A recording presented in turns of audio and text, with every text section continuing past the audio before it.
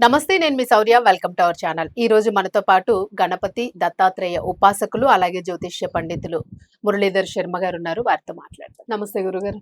మహాదేవ శ్రీమాత్రే నమః. గురుగారు అంటే అందరికీ కొంచెం వింతగా అనిపించింది.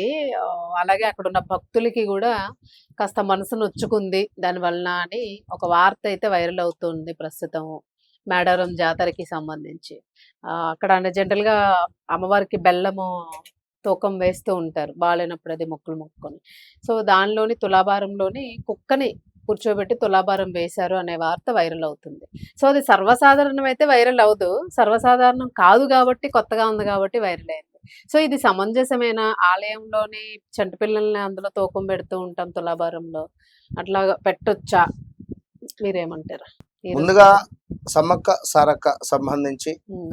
అందరికీ కూడా ఆ తల్లి యొక్క అనుగ్రహం అందరికీ ఉండాలని మనస్ఫూర్తిగా కోరుకుంటూ, చక్కగా సమ్మక్క సారక్కకు వెళ్ళేటువంటి వారు ముందుగా వేములవాడకు వెళ్ళి దర్శించుకొని అమ్మవారి హ్మ్. దగ్గరికి వెళ్తూ ఉంటారు.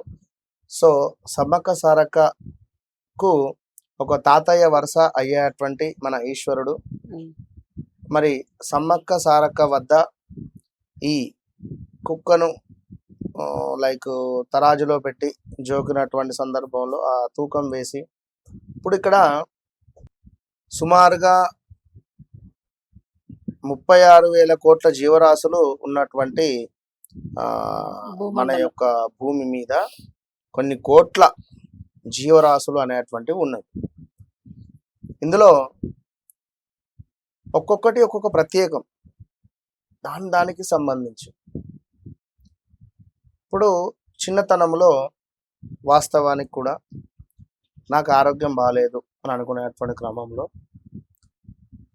తల్లిదండ్రులు కానీ వాళ్ళు కానీ తల్లి వచ్చేటువంటి జాతరలో నిలువెత్తు బంగారం ఇస్తాము అని తల్లిదండ్రులు మొక్కుకుంటారు. ఈ క్రమములో ఇప్పుడున్నటువంటి పరిస్థితులలో కొందరు ఏమిటి అంటే పెంపుడు కుక్కలు అనేటువంటివి ప్రేమగా చూసుకుంటున్నారు. పెంపుడు కుక్కలు అంటే వారి ఇంట్లో ఒక మనిషిలాగా చూసుకునేటువంటి పరిస్థితి ఉన్నది. హ్మ్. పెంపుడు కుక్కలు అనేటువంటివి ఇప్పుడు బయట తిరిగేటువంటి కుక్కలు వేరు, పెంపుడు కుక్కలు వేరు. ఇవి చాలా రకాలుగా ఉన్నవి. ఇందులో ఇప్పుడు మన గరికపాటి నరసింహశాస్త్రి గారు ఏం చెప్పారు, మన పిల్లలేమో విదేశాల్లో ఉన్నారు, విదేశాల్లో ఉండాల్సినటువంటి కుక్క పిల్లలేమో మన ఇంట్లో ఉన్నారు అవును. అని చెప్పన్నారు. సో, వాస్తవం అది. అవునవును. రకరకాలు దాని పేర్లే.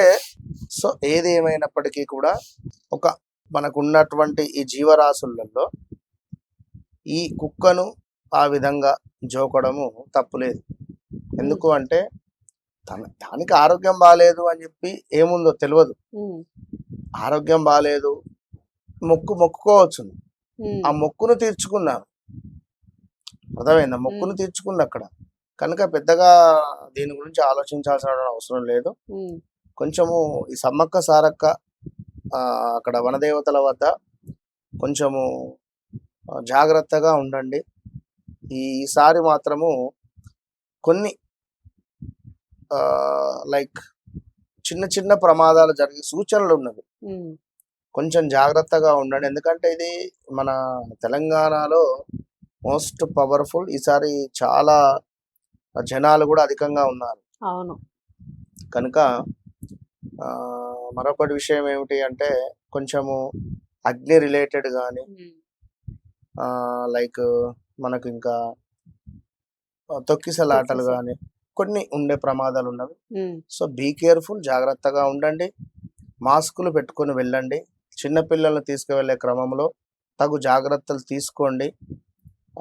కొంచెం అక్కడ నీట్‌నెస్‌గా ఉంచే ప్రయత్నం చేయండి. హ్మ్. ఎందుకంటే ఇవాళ రేపు అంతా ఈ వాష్‌రూమ్స్ గాని లైక్ ఆ సరౌండింగులలో ఏం జరుగుతుందంటే కొన్ని మనకు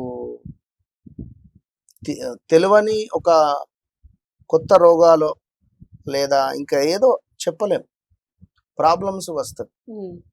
కనుక మనము మన దేవాలయాన్ని, మన పరిసరాలను నీట్‌గా ఉంచుకునేటువంటి బాధ్యత మనదే.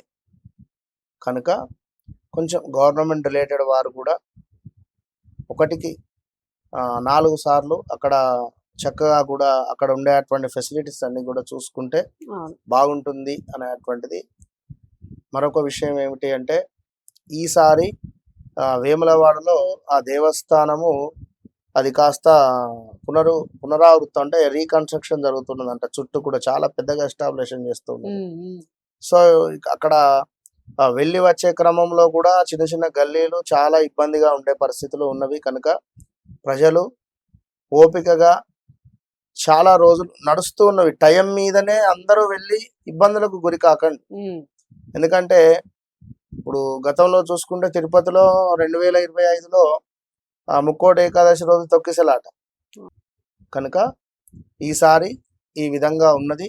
So all the best. అమ్మవారి అనుగ్రహాలు మీకు ఎల్లవేళలా ఉండాలని మనస్ఫూర్తిగా కోరుకుంటూ, మరొక విషయం ఏమిటి అంటే పెంపుడు కుక్కలకు తప్పులేదు. అలా పెంపుడు అంటారా? జంతువులు అంటే మరి భక్తులు ఎందుకు ఆగ్రహం వ్యక్తమవుతోంది వాళ్ళు? నేనేమంటున్నానమ్మా, హ్మ్. ఇప్పుడు ఒకటి విషయం ఏమిటి అంటే వాళ్ళు ఆగ్రహం చెందడంలో తప్పు లేదు. హ్మ్.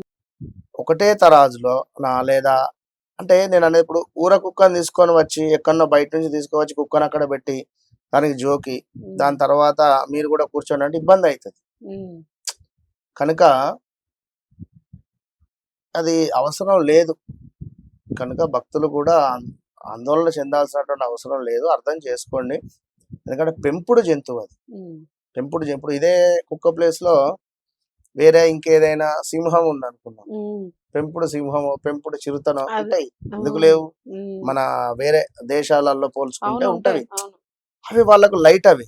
అవును. అంటే అట్లా ఉంటది. హ్మ్. సో కనుక ఏదేమైనా కూడా పెద్దగా పట్టించుకోకుండా ఉంటే సరిపోతుంది. ఇప్పుడు సరిపోతుంది. ఏదైనా పట్టించుకుంటేనే ఎక్కువైతది.